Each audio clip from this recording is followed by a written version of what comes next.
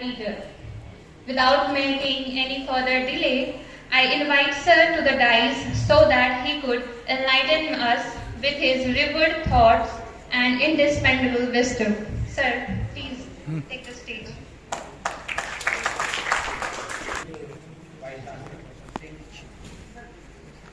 Friends, let me first begin by saying that when I was coming to this university, I did not have great feeling, to be honest about it.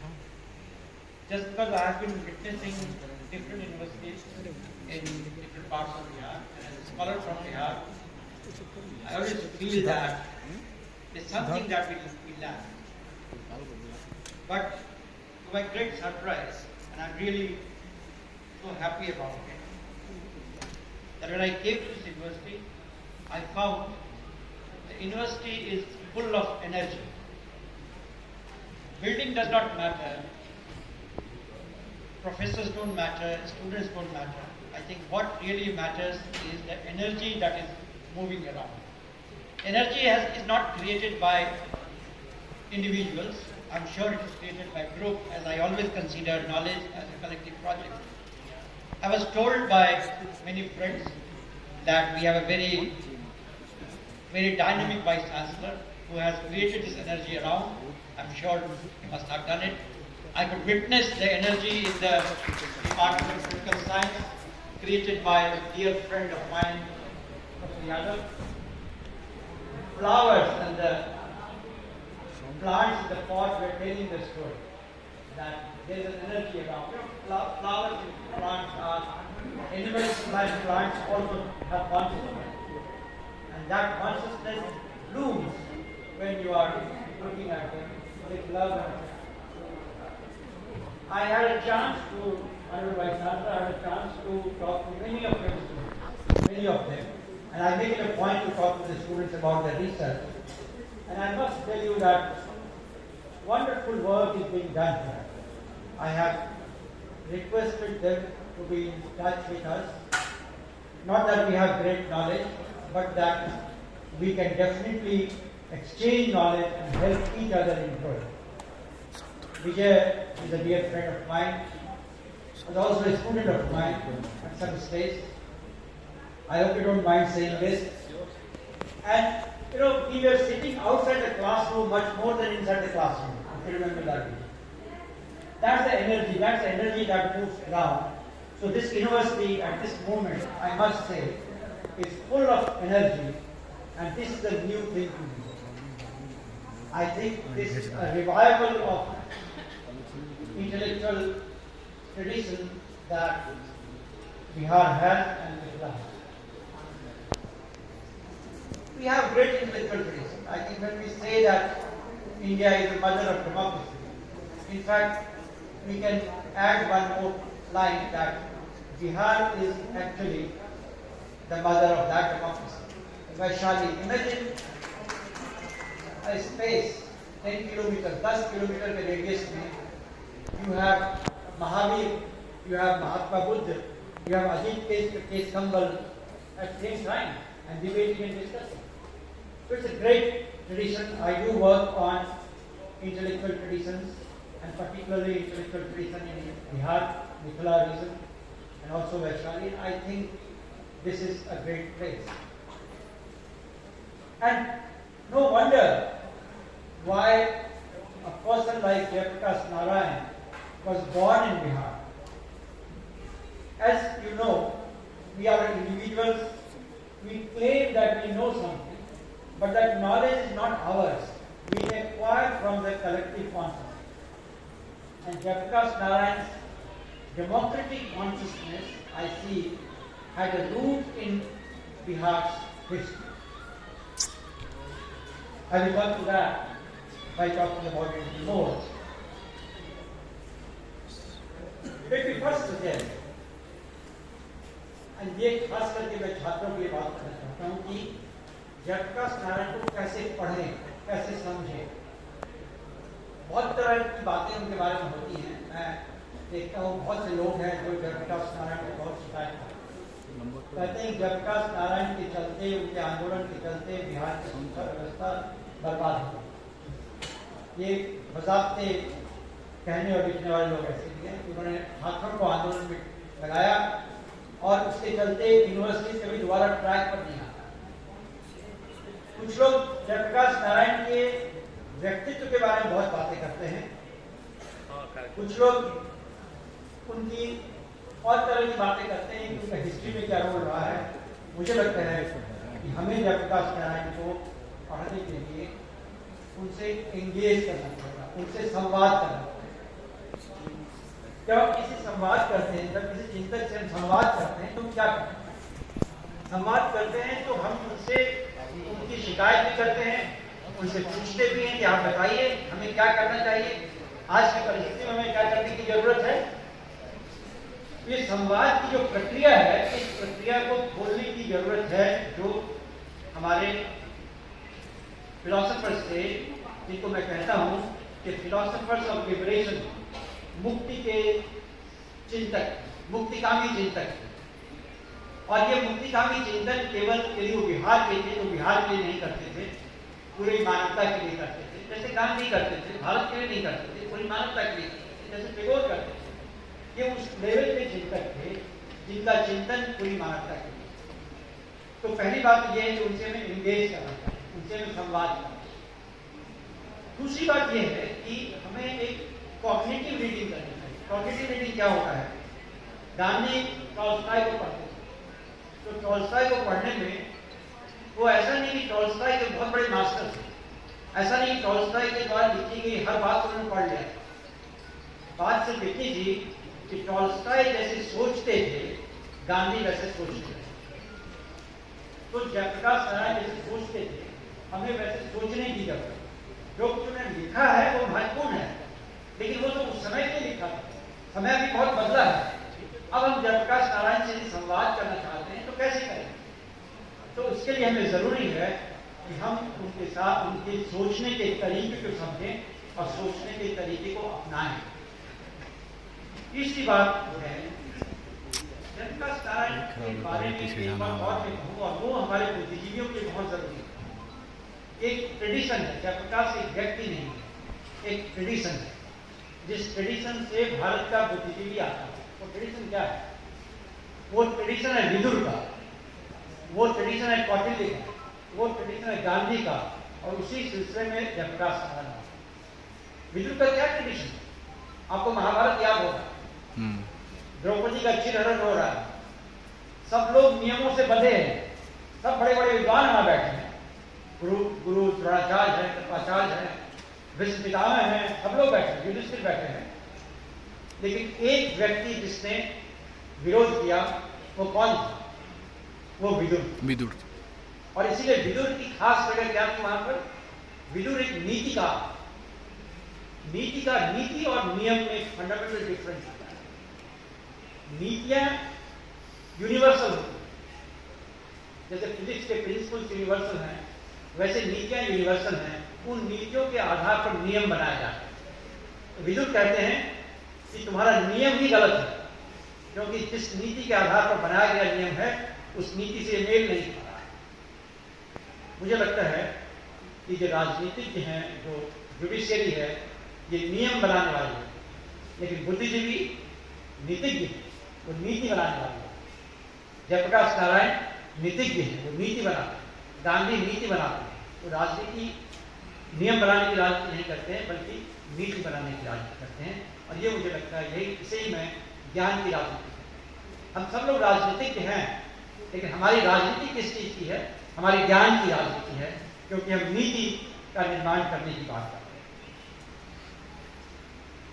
और आखिरी बात जो उनके पढ़ने के सिलसिले में कहना चाहता हूं, वो है कि गांधी के बाद इस देश का सबसे बड़ा मास mobiliser Jayaprakash Narayan.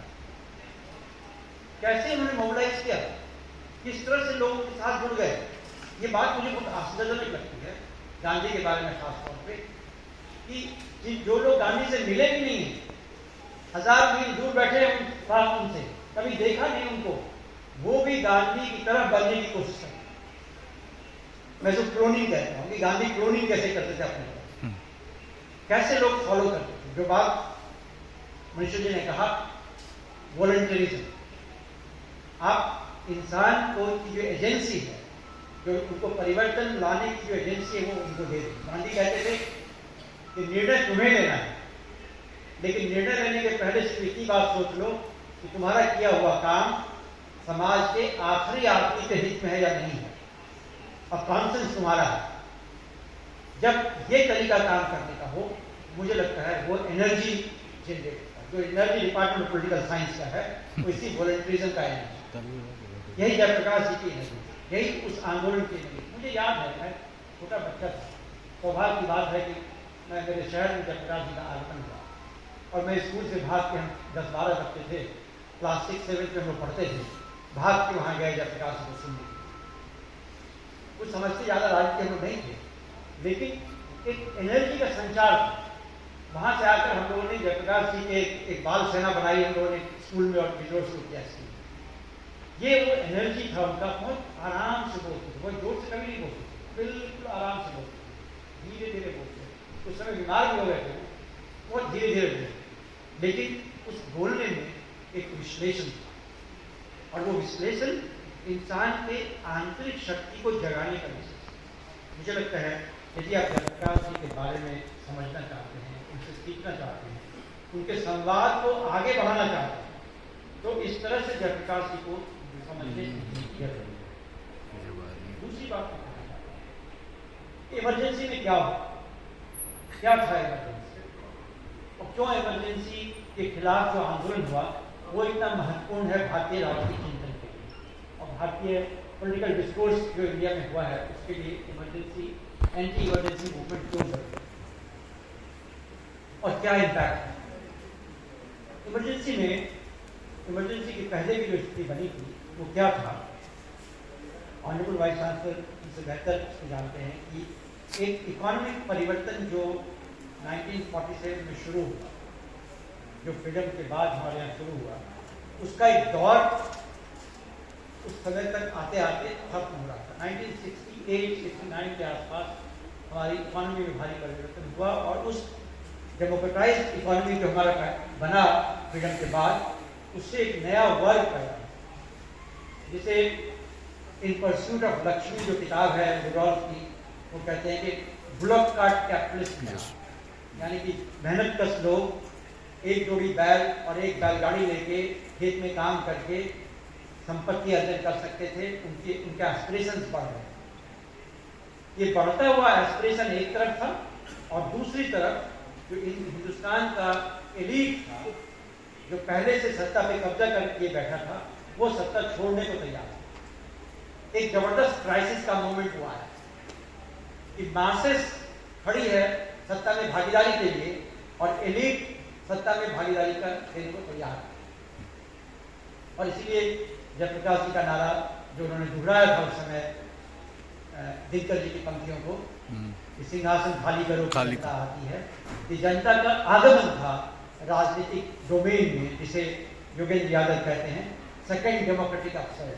First democratic upsurge freedom struggle के समय था, और ये सेकेंड डेमोक्रेटिक जयप्रकाश नारायण ये समझ पा रहे थे कि हिंदुस्तान में जो बंद दरवाजे हैं राजनीति के, उन्हें खोलने की जरूरत है, ताकि उसमें जो बाहर लोग खड़े हैं दरवाजे के, उनका प्रवेश हो सके, और उससे राजनीति में परिवर्तन आएगा, भूचाल आएगा।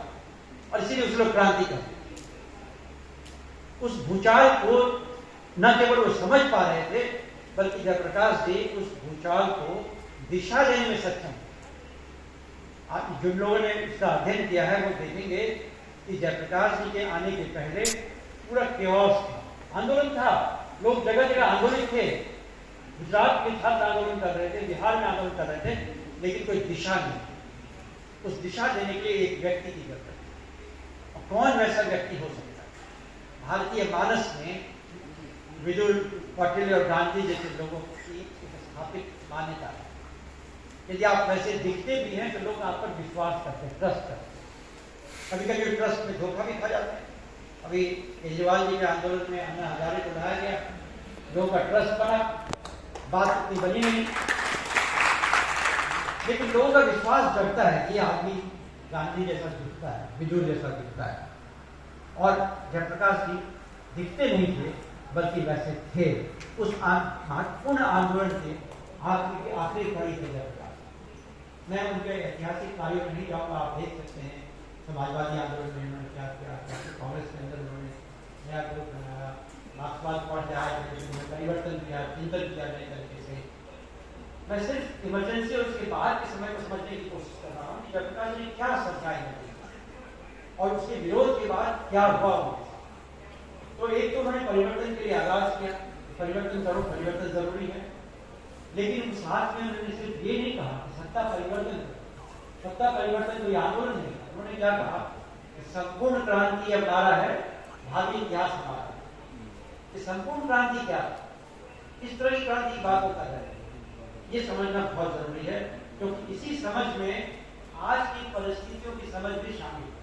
मैं उसको एक्सप्लेन करूंगा कि कैसे उनकी नजर बहुत दूर तक जाती थी और आज जिस संकट में पूरा विश्व पड़ा हुआ है, जयप्रकाश उसको समझ पाए। उन्होंने 3 तरह के परिवर्तन की बात की।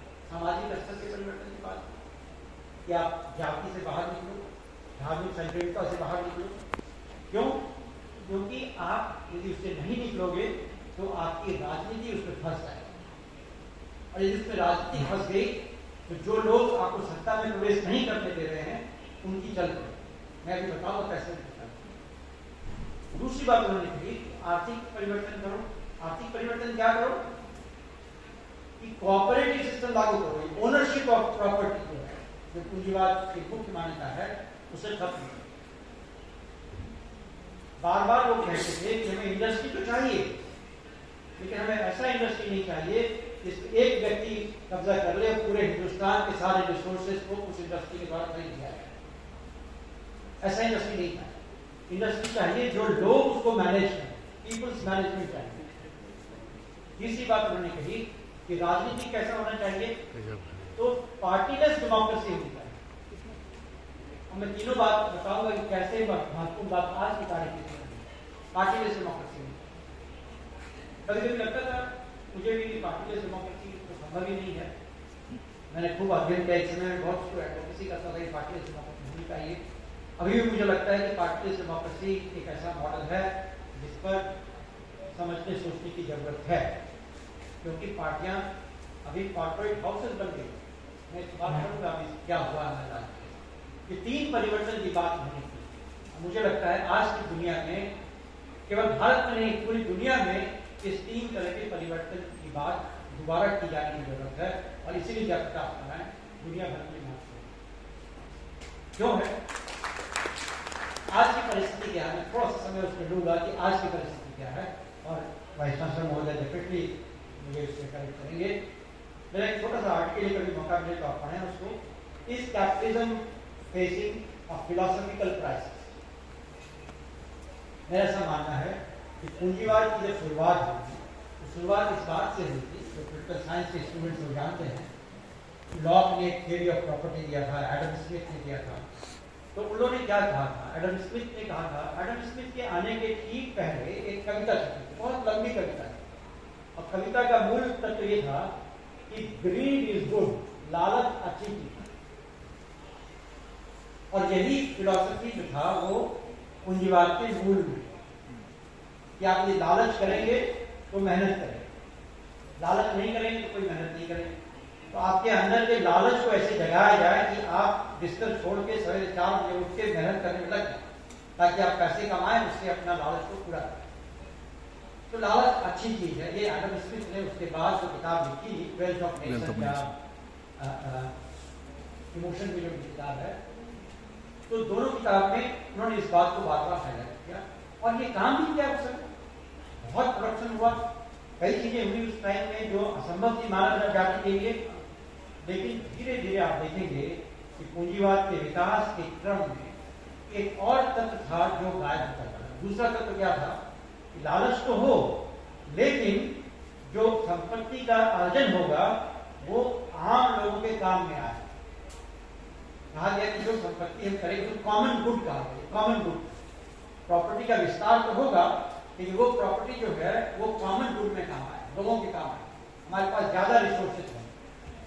आप देखेंगे सबसे पहला जब कोलोनियलिज्म आया तो कहा कि कॉमन गुड क्या है कि कोलोनाइज करो, कोलोनाइज करने में हम वाइट मैन्स बर्डन है, हम जाकर सिविलाइज कर रहे हैं, कोलोनाइजेशन को उन्होंने कहा सिविलाइजेशन कर रहे हैं। दूसरी बार जब आया वेलफेयरिज्म लाया गया कि भाई आप बाहर निकल रहा है सब लोग मार्केट से, पैसे नहीं उनके पास, कैपिटल सर्वाइव नहीं करेगा, तो दोबारा से कॉमन गुड को वापस लाओ, वेलफेयरिज्म आ गया। तीसरी बार आया 1970s में जब क्राइसिस आया, आपने पढ़ा होगा, रॉल्स को पढ़ा होगा, हाई को पढ़ा होगा, उसमें फिर कहा गया कि कॉमन गुड जो है वो वेल्थ नहीं है, कॉमन गुड क्या है, फ्रीडम है, फ्रीडम सबसे इंपॉर्टेंट है। और अभी जो क्राइसिस 2008 में आया इकोनॉमिक क्राइसिस, उसके रिपोर्ट्स को मैंने बड़े गंभीरता से देखा। क्यों क्राइसिस आया, अमर्त्य सेन वगैरह, स्टिग्लिट्ज वगैरह कमेटी में थे, रिपोर्ट में उन्होंने बताया कि क्राइसिस का सबसे बड़ा कारण जो है वो लालच है। यानी लालच जो उसके फाउंडेशन में है, अभी वो क्राइसिस का कारण बन गया और उसको दूर करना जरूरी है। बड़ी अच्छी किताब आई है, ग्रीड इज डेड, लालच मर चुका है। अभी इस पे खूब डिबेट चल रहा है क्या, लेकिन इस आर्थिक बदलाव में कुछ खास बातें थी। वो खास बात क्या हुई है, जो बात ऑक्यूपाई वॉल स्ट्रीट मूवमेंट वाले अमेरिका में कह रहे हैं कि 90% जो प्रॉपर्टी है वो 1% आदमी ने कब्जा किया और 1% प्रॉपर्टी पे बाकी 90% लोग, 99% लोग टिके हुए हैं। तो 99 वर्सेस 1 का मामला चल रहा है। यानी जयप्रकाश जो कह रहे थे उसको तो सही कह रहे थे कि पूंजीवाद का विकास जैसा चल रहा है, यदि वैसा होता रहेगा तो बहुत से लोग प्रॉपर्टी नहीं हो जाएंगे, बहुत से लोगों की आर्थिक स्थिति खराब हो जाएगी। जो बात अभी थॉमस पिकेटी ने कही है कि मानव इतिहास में इतना बड़ा इनइक्वालिटी पहली बार देखा था। अब बात यही टिकती नहीं है। बात क्या हुई कि जो क्राइसिस हुआ 2008 था, इसके पहले का जितना भी क्राइसिस था, उस क्राइसिस को सॉल्व करने के लिए कैपिटलिज्म जो था वो इंसानी मेहनत पे निर्भर करता था। तो वो लेबर कंसेशन देता था कि आपको 8 घंटा ही काम करना पड़ेगा, आपकी सैलरी बढ़ जाएगी, नए नियम बनेंगे आपके लिए ताकि आपको तकलीफ नहीं हो। ट्रेड यूनियन स्ट्रॉन्ग थे, वो मूवमेंट करते थे और कैपिटल को कंसेशन देता था। अभी क्या हुआ है कि कैपिटल अब टेक्नोलॉजी पे निर्भर करता है, कैपिटल अब आर्टिफिशियल इंटेलिजेंस पे निर्भर करता है, कैपिटल अब रोबोटिक्स पर निर्भर करता है।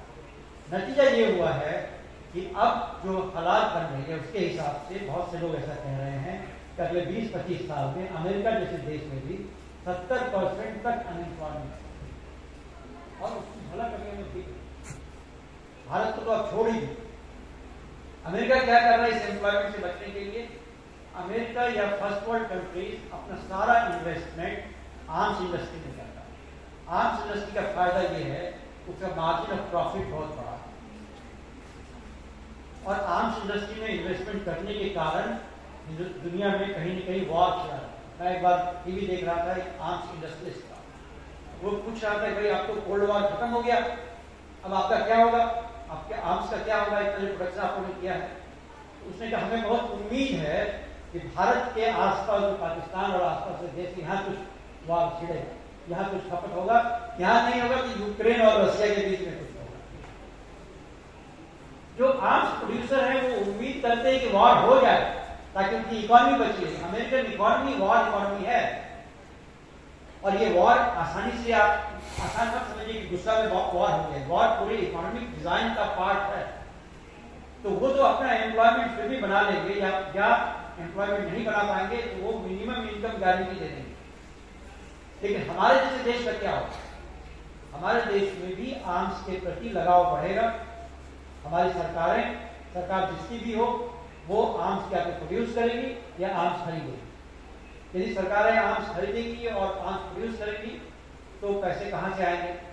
तो पैसे हेल्थ केयर और एजुकेशन सबसे पहला सफर होगा। इसीलिए यदि यूनिवर्सिटीज के पास पैसे नहीं आ रहे हैं या यूनिवर्सिटीज को कहा जा रहा है कि प्राइवेट कर दो, हेल्थ को तो प्राइवेट कर चुके हो और यूनिवर्सिटीज को कह रहे हैं प्राइवेट कर दो, इसका बड़ा कारण ये है कि जो इकोनॉमिक क्राइसिस 2008 में आया है उसको सॉल्व करने के लिए इन्होंने टेक्नोलॉजी का सहारा लिया।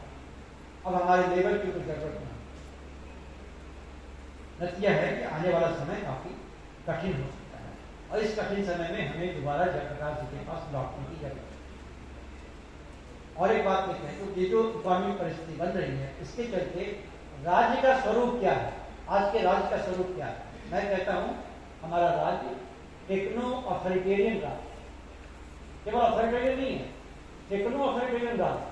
केवल जब अथॉरिटेरियन होता है तो वो बहुत कुछ आपके खिलाफ करेगा, पुलिस फोर्स यूज करेगा, पुलिस के खर्चा बढ़ाएगा। टेक्नो अथॉरिटेरियन का मतलब है कि आप इस वक्त कहाँ पर हैं, क्या बोल रहे हैं, क्या आपने लिखा है, क्या बोला है, सपने में क्या सोच रहे हैं, यहां तक वो पकड़ के आपको उठा ले सकते हैं और सीधा अंदर आता है और आपका ट्रेस करना। ये टेक्नो अथॉरिटेरियन स्टेट का जो नेचर है वो हिंदुस्तान की मैं केवल बात नहीं कर रहा हूं, मैं अमेरिका की बात कर रहा हूं। इसलिए आप देखेंगे अब जो आंदोलन हो रहा है, हांगकांग में जो आंदोलन हुआ तो छतरी लेके आंदोलन हुआ या चेहरे पे नकाब लगा के आंदोलन हुआ ताकि कैमरा में आपका फोटो ना आ सके, नहीं तो पूरा कैमरे से आप ड्रेस्ड हैं और आपको पिक कर लिया जाए। ये टेक्नो अथॉरिटेरियन स्टेट इमर्ज कर रहा है। हमारा डेमोक्रेसी बड़े पैमाने पे कॉम्प्रोमाइज होना ही है। डेमोक्रेसी और कैपिटलिज्म के बीच का जो रिश्ता था वो अभी टूटता हुआ नजर आ रहा है। कैपिटलिज्म को डेमोक्रेसी की जरूरत नहीं रहती क्योंकि उसे अब नेचुरल रिसोर्सेज पे कब्जा बढ़ाना है। उस कब्जा को बढ़ाने के लिए डेमोक्रेसी उनके लिए खतरा है। तो डेमोक्रेसी को सिर्फ चुनाव में रिड्यूस करने की कोई संभावना नहीं।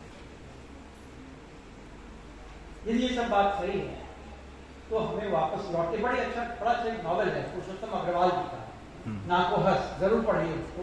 उन्होंने इस बात को बड़ा बखूबी बताया है क्या चल रहा है। अब ये बात सही है, ऐसा होने जा रहा है और आंदोलन के बारे में लोगों को सोचना पड़ेगा, सामाजिक परिवर्तन के बारे में सोचना पड़ेगा, नए समाज के बारे में नया यूटोपिया क्रिएट करना पड़ेगा। तो हम किनके पास जाएं? दुर्भाग्य से हम मार्क्स के पास जरूर जाएंगे लेकिन मार्क्सवादियों के पास जाने से हमारा काम नहीं चलेगा। क्यों नहीं चलेगा? क्योंकि जिस तरह की हिंसा की वो बात करते हैं उस हिंसा में हम सकेंगे नहीं राज्य के साथ। राज्य तो हमें उस हिंसा में तुरंत हरा सकता है।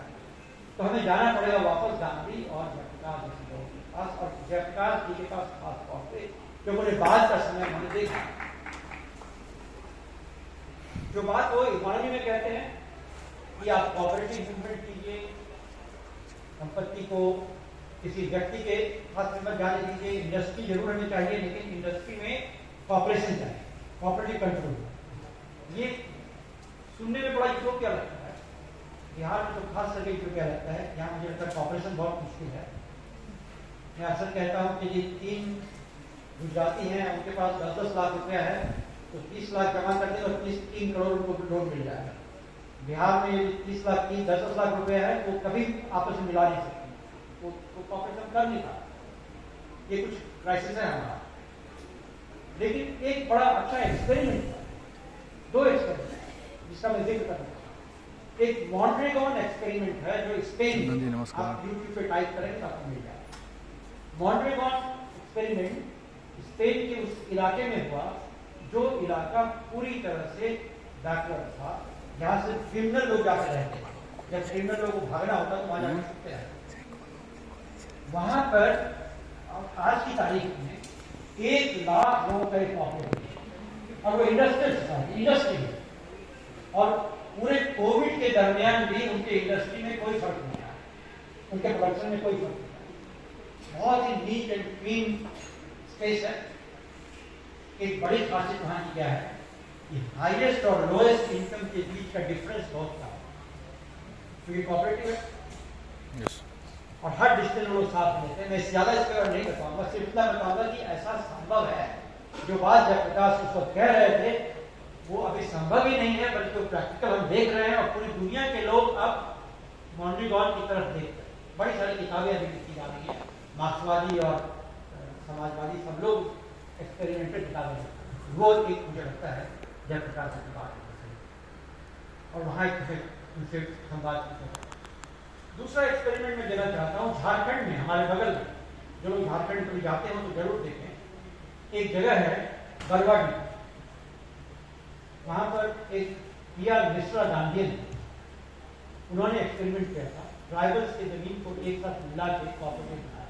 मैं एक मीटिंग में बैठा था, वहाँ वर्ल्ड बैंक के लोग बैठे थे।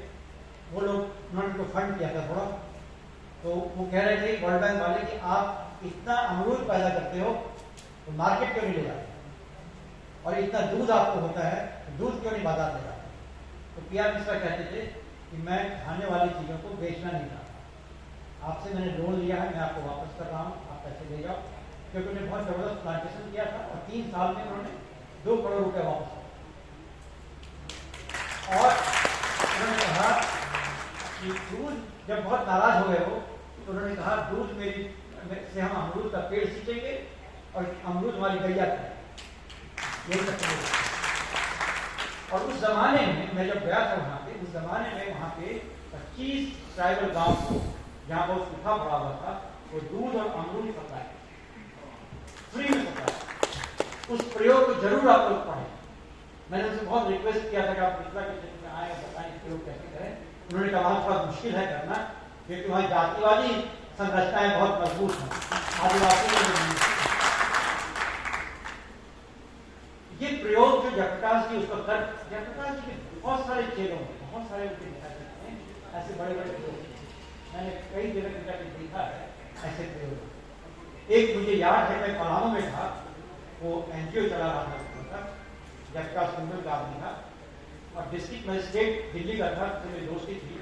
उसने मुझसे पूछा कि आप उसको जानते हो? मैंने जानता हूँ, उसके यहाँ मैं ठहरा हूँ, तो आप उसको ला सकते हो यहाँ? मैंने कहा क्यों?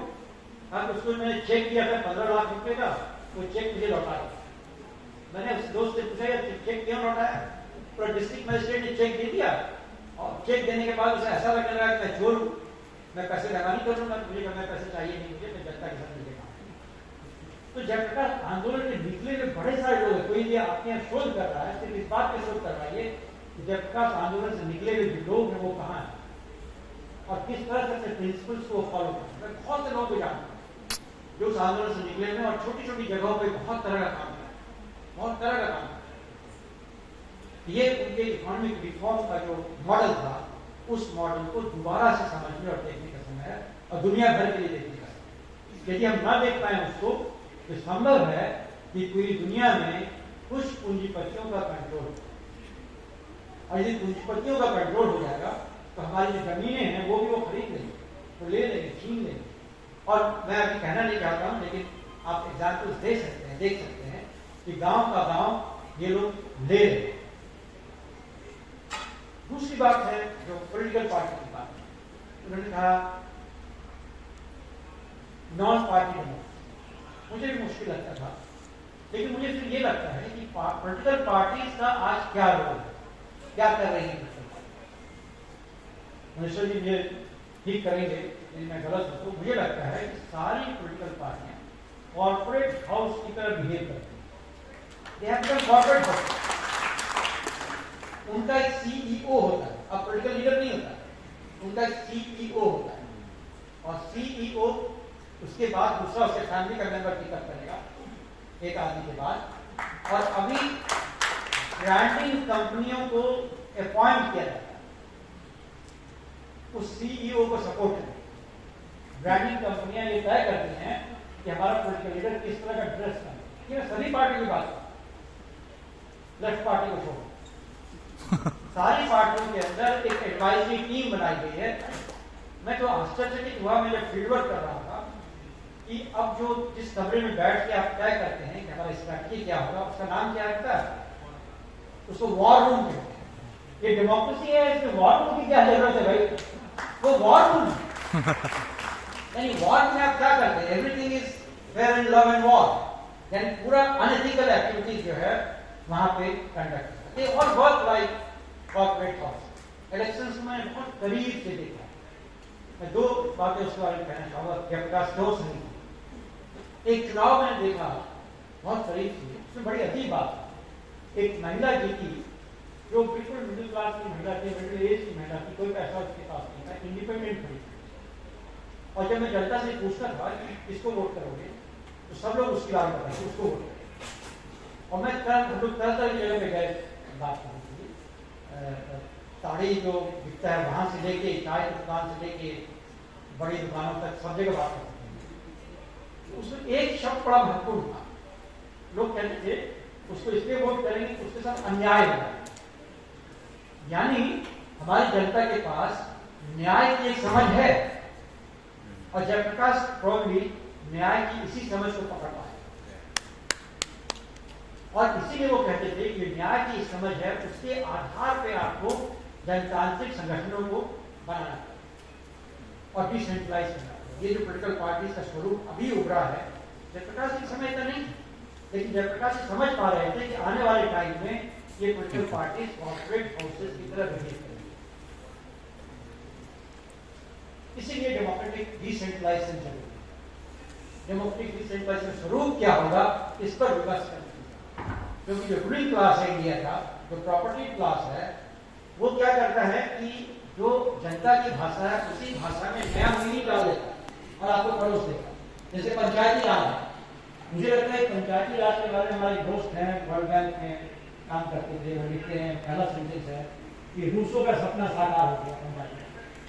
मैंने कहा माफ करना मेरे भाई, यदि पंचायती राज को जमीन पे जाके देखोगे तो सिर्फ it is not a democratisation of politics, it is democratisation of corruption. Corruption has permeated to the bottom, नीचे तक चला गया।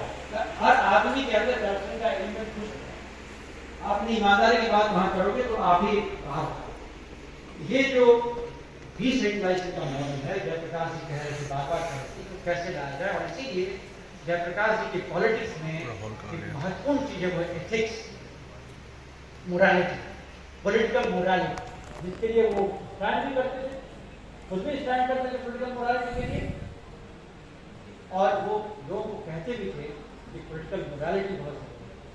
यदि पॉलिटिकल मोरालिटी आपकी नहीं है तो कोई भी सिद्धांत नहीं पाएगा। यही बात अम्बेडकर भी कहते हैं।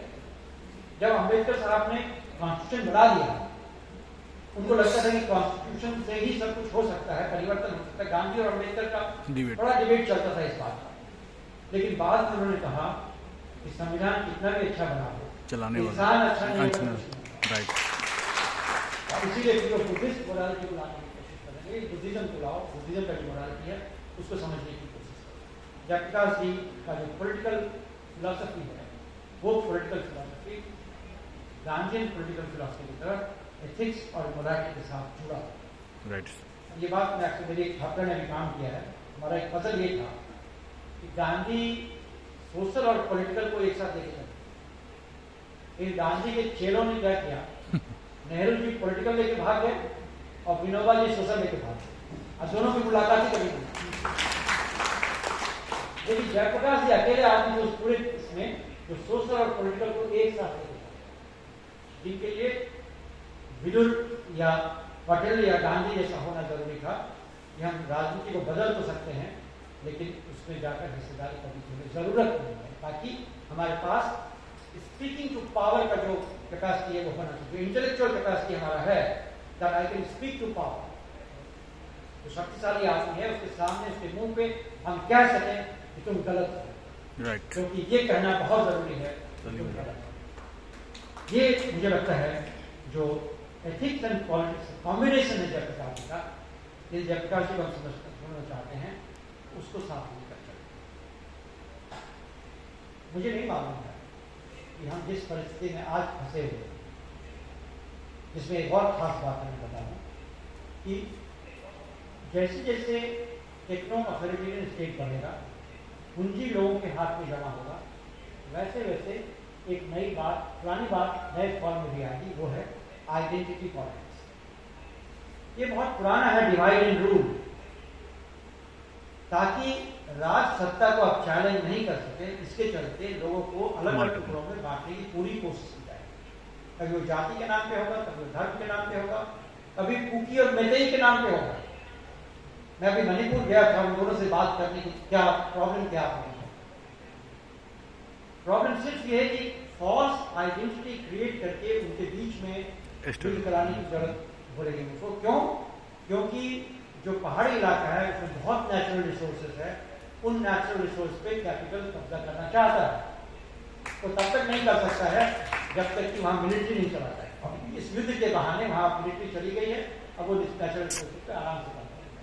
ये आइडेंटिटी पॉलिटिक्स का जो पूरा खेल है, हिंदुस्तान की केवल बात नहीं है, फ्रांस चले जाए, फ्रांस में भी हो रहा है यही खेल।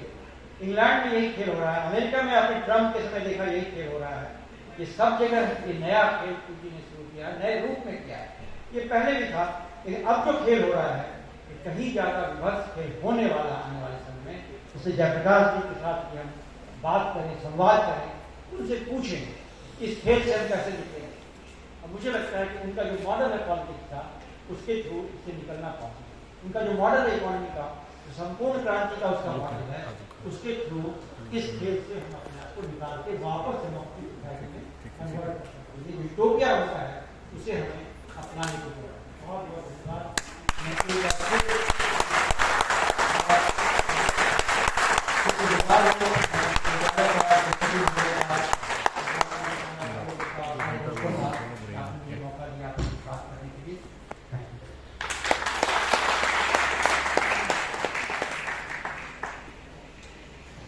A very brilliant presentation by Professor Manindranath Thakur sir. In fact, all of us have been benefited by his scholarship, depth, understanding and experience. Now I will request